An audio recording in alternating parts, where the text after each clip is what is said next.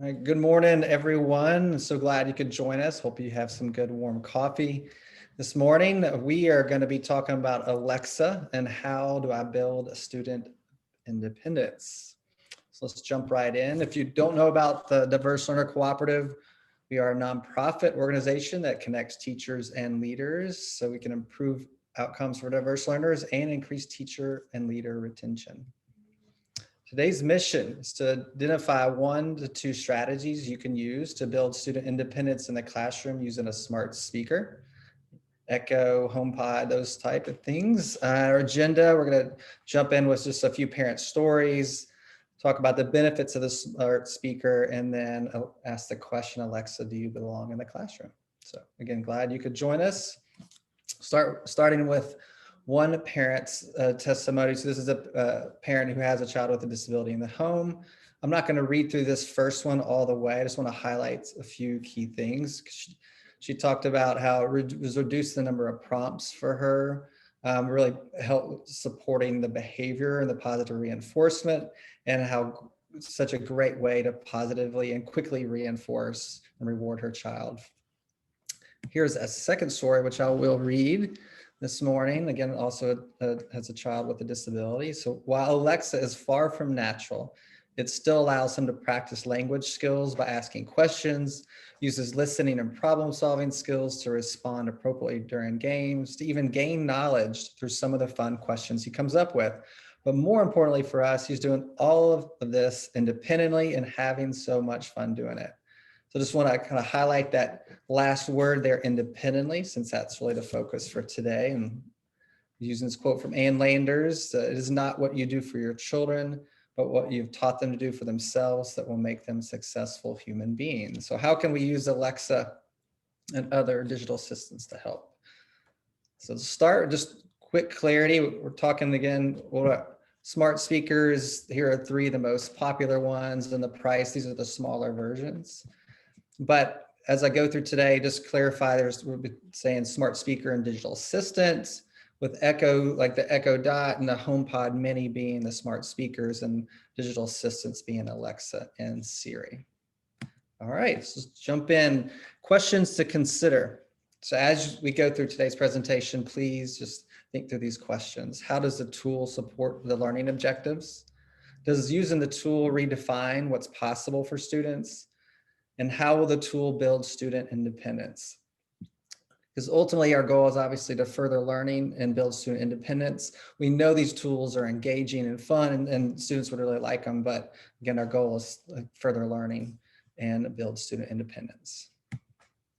So there's going to be 4 areas we really focus on. The first one here is the benefits is around improving speech and language skills.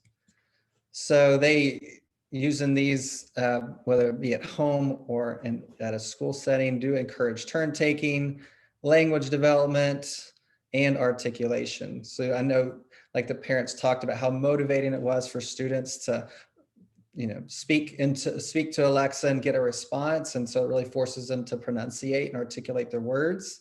So wonderful practice there. Here are like 3 games you could play, 20 questions. Student listens and responds to knock jokes. So it's very motivating while they're also practicing their speech and language. And of course, would you rather?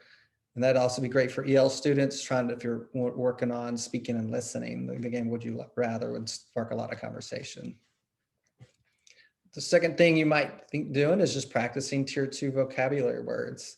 So asking for definitions. So the students, as they get to know the vocabulary, when they go into class and they're reading their difficult, challenging texts, they'll better able to understand them. There's some more ideas. And I forgot to mention at the beginning, this PowerPoint will be sent out so you can have access to that later. So the second area is managing transitions we're focusing on. Like, I think this is one of the best, easiest tools for this is setting timers and reminders. So, of course, Alexa set a timer for 10 minutes and it'll ring when it's done. Also love the idea you can link your calendar. And so you could add in your daily school schedule to that, and it would send reminders along the way. And even if you're out, it could even prompt the substitute if you're out for the day. So also helps transition between activities. So if you're deep in the work, students are really engaged, but now it's time to clean up and move on to the next. You could say, Siri, play the cleanup song. So the third area is behavior and motivation. So they sort of have tools that help strengthen executive functioning skills. So you in the class, or even at home with a student, you can help a parent do this, create a list for the day, and then check off items as they're completed. And there's actually tutorials now that Amazon and Alexa put out on that. We'll get to that a little later. You could also use this for a brain break. So taking turns choosing a cool down tool, such as playing a specific song or some deep breathing exercise. They can also initiate a movement break, such as a freeze dance. Cold call. If you look at the picture here over on the right, it's got popsicle sticks with student names. If you're familiar, you write the names, randomly pull out a popsicle stick with a name, and that's the student you call on. Well, that same cold call technique can be used. You're just assigning students numbers and asking Siri or Alexa to pick a specific number. So the fourth and final area is academic supports. So imagine you're at the morning meeting, the students on the carpet, and it's time to check the weather, and the teacher asks, actually, what should we wear tomorrow? So the student would then ask the digital assistant, what's the weather for tomorrow? And then explain what they would wear, depending, of course, on what the weather would be. Some life skills ideas, there's 3. If you're cooking, you could always get a recipe. How do you make pizza?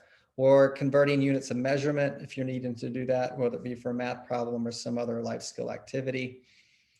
How many feet is 60 inches? And if you've got students who are a little bit older, it could actually help you plan the trip and map out like the timeline for your CBI trip. You could even get information on how far is it to Costco or other areas or other destinations. So 2 more academic supports. Math, you can actually play a math game and the students check their answers using Siri or Alexa. And finally, the quiz the class. So I know Alexa, I'm not sure about the others. Alexa actually has it where you can set up quizzes, personalized differentiated quizzes that then Alexa would ask students about. And then literacy, last but not least, spelling, of course, ask students, they can ask how to spell certain words. And Echo, for example, could do read alouds from Audible. And You Choose books are best for like upper elementary and middle, but they're like alternate ending books, or you choose the storyline. And so there's like different pause points, and the class could, decide which direction they want to take the story in. So super engaging, build language, even use it as a break if you're coming back from some high activity and you need them just to slow down. So those are really the 4 areas that should really, we know would be beneficial, but we need to ask Alexa, do you actually belong in the classroom? So I'm not going to go into too many details, but there's 2 articles here, just really encourage you to read.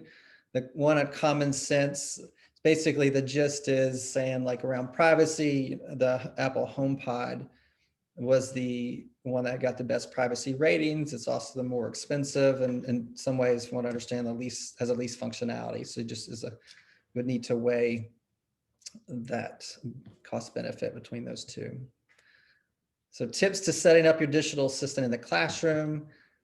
Got just several. So definitely if you get one, go into the settings, set up restrictions first, block explicit content, make sure they can't purchase things. And certainly if students are prompting when they don't need to be, you can always use the microphone off button as needed. Also want to set up classroom rules and expectations, and definitely practice that on the front end. Here's just 3 examples, and there's a link with some more you could look into. And finally, would definitely encourage you to send a letter to parents, just explaining what you're doing and why you feel like it'd be beneficial to the students in case they have any concerns around the privacy aspects of it. And there's even tutorials. And here are 3 links. These are all 3 links, but just really fantastic resources. Like here's one around school schedule. So if the student's at home learning virtually, you can help the parents set this up, or you can set it up, of course, for your class. There's a chore chart. So if you wanted to have jobs within your classroom and could help manage that. And then down here is like a task tracker. As we mentioned earlier, there's to help with executive functioning skills. Y'all could create a daily class list, and it could help check that off throughout the day. So those are great tutorials. Here's some more sources from just 5 different articles. Definitely encourage you to read. So as we end here, I hope you're able to better answer this question. What is one way you can use a smart speaker to build your students' independence?